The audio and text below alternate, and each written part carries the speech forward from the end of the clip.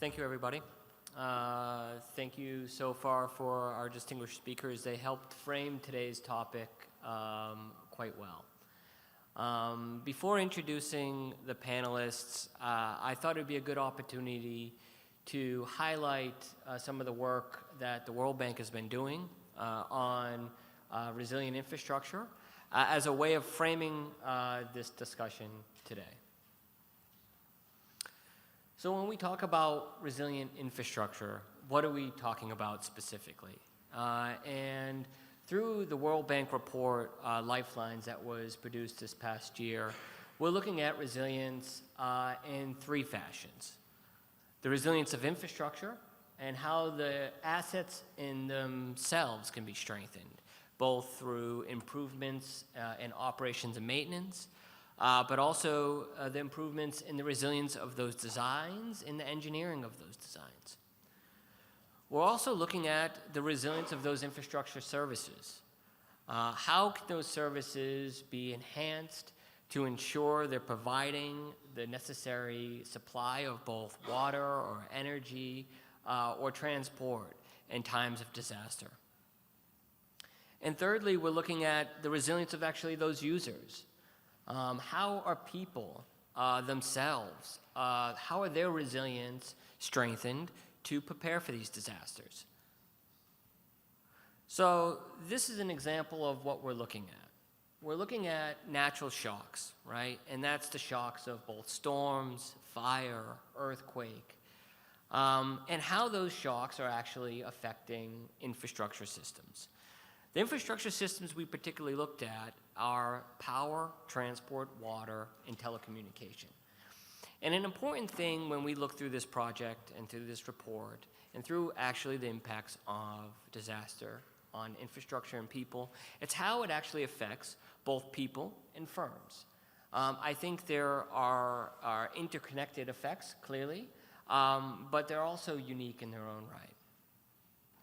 So if you look at this picture, the family looks happy, the kids look good, everybody's enjoying themselves. But the fact is, because of infrastructure disruptions, these kids should be in school, have to wait for water. They have to come out and they have to get the water, get their supplies, because the infrastructure itself didn't provide the resilience that was needed. Now, what's the impacts of this? The impacts of this is on education. The impacts of this is on, family structures. Another impact is on the ability of people to go to work. The ability of people to support economic development, to support their own livelihoods, to support firms and business activities. And without proper infrastructure, you can see here, this is from Thailand, the floods stop traffic. They then impact those systems and that economy in a serious manner. When we were looking at the report, we were looking at three aspects: both the diagnosis, what are some of the solutions, and what are the key recommendations. Now, the report goes beyond my time to speak about it today. This is to frame the topic, it's not to go deep into it. So I'm going to highlight some of these aspects as best as I can in the short period of time I have. First, looking at diagnosis, right? Take a look at this graph here, right? And this is annual damages. Annual damages globally from infrastructure costs from disaster are roughly 30 billion a year. 30 billion globally. And a majority of that, $18 billion, is in low and middle income countries. And the impacts of that are probably greater than the costs. If you think about the disproportional value of infrastructure between the developed and the developing world, it's significant. So impacts on that infrastructure have much greater impacts. So damages for repair are only one aspect that we need to consider. So when we're starting to look at the reciprocal impacts of this infrastructure, of natural disasters on infrastructure, you also need to look at the costs that have in losses. losses and disruptions of households and disruptions of firms, particularly in developing countries.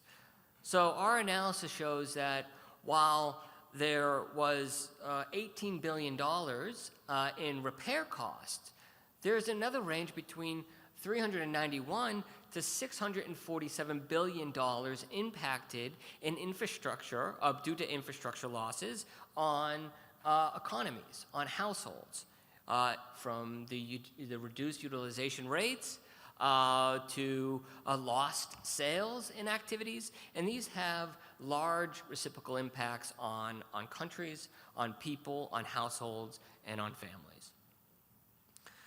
So what are some of the solutions? So as I described, there's three aspects of resilience that we're focused on. The focus on building resilient assets, increasing the resilience of those services, and increasing the resilience of those users. And together, by addressing all of those, we're able to produce and ensure a greater quality of infrastructure. This is an example. And this is an example looking at two different transportation infrastructure systems. And it's a good barometer to show how actually impacts are and how designs of those systems happen. So one is looking at Belgium, clearly a developed economy in a developed country. The other is looking at Madagascar. And what you see is, in Belgium, the number of different transportation routes. Compare that to the number of routes you see in Madagascar. The point being here is that an infrastructure that has a lack of redundancy in itself, such as we have in Madagascar, has much greater impacts on scales of disaster. So look at the right graph. The right graph shows on the bottom level of disruption, right? So how serious is that disaster? Very quickly, you'll see in Madagascar that with only a small level of disruption, it has a very large impact on the ability of that system to work. Compare that to what you see in Belgium. Because of the redundancies in the system is able to survive impacts of different natural disasters. And that's something we need to consider. We need to consider that when systems are being put in place, and that could be transport or energy, they have enough redundancy to work within the system, even if disasters strike. Another important part is trying to understand the criticality of infrastructure, right? A country has a lot of infrastructure. Is all that infrastructure of the same level of critical value? And when we're talking about criticality, we're talking about criticality to whom? Is it criticality to companies, international importing companies, or the criticality to households? Now, this example right here, it shows two different examples, right? So one's looking at Mozambique, or they're both looking at Mozambique, but it's also looking at the importance level of specific infrastructure to different stakeholders. Right here, you're seeing the main port, infrastructure port of Madagascar, Mozambique, sorry. And the impacts of disruptions along that main quarter line. So you're seeing on the right-hand side, there's a much larger impact to disruptions along this line for international clients compared to disruptions along households, which are more important within this area. This is an example of the impacts that infrastructure disruptions can have on households, right? So here is a map looking within Kampala. So when we start to think about the impacts of disruption, look at this graph here. This graph here shows the increase in travel times within the city of Kampala. And this is after only a 10-year flood. But the increase in travel times to hospitals as a proxy of that impact on people is huge. That there's a greater impact on the impact of the travel time for hospitals for here by 70%. A 70% increase in time to get critical people to the hospital in those disasters. So what does that mean? Does that mean we need to strengthen specific aspects of the infrastructure to ensure that that time is reduced, to ensure that lifelines for health are maintained open? That's a topic of discussion that needs to be had in the planning process. This is an example here. So this example looks at exposure rates, right? Now, if we were to increase, say, the resilience of all infrastructure assets, the amount of money is substantial. But by understanding what is that critical infrastructure that needs to be upgraded, what's that critical infrastructure that is highly exposed, what is that infrastructure that is needed to ensure the functionality of a system, the impacts on cost are minimal.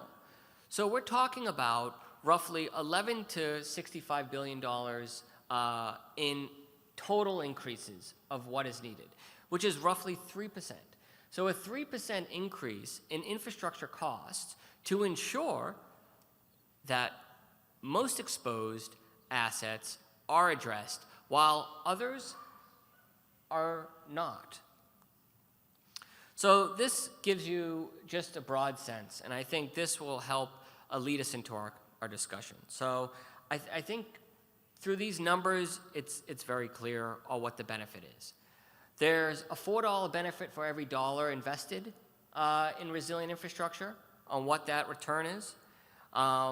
There's a net benefit of roughly $42 trillion in investing. And the thing is that we don't have the luxury to delay, and that we're seeing that with every year of delay, there's an increased cost of roughly $100 billion. So I don't have time to go into the recommendations of the report, but my hope is that our panelists today can show us some of those best solutions, and I think that's the benefit here. But there's 5 things that the report needs to focus on for increasing resilience. It's 1, getting the basics right? Making sure the design is resilient, making sure the maintenance processes are resilient. 2, it's ensuring that there is an effort to build institutions of resiliency. So how do we ensure that stakeholders are engaged in the coordination process, in the design process, in the development process? Getting the regulations and incentives is critical. So how do we do that? We make sure that the costs and the benefits and the impacts of these decisions are very clear. What are the losses by making a decision of not investing in this infrastructure or investing more resilient in something else?